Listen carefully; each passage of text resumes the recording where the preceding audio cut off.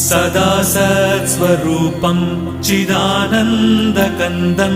जगत्सम्भवस्थानसंहारहेतुं स्वभक्तेच्छया मानुषं दर्शयन्तम् नमामीश्वरं सद्गुरुं साईनाथं नमामीश्वरं सद्गुरुं साईनाथम् भवध्वान्तविध्वंसमार्ताण्डमीड्यं मनोवागतीतं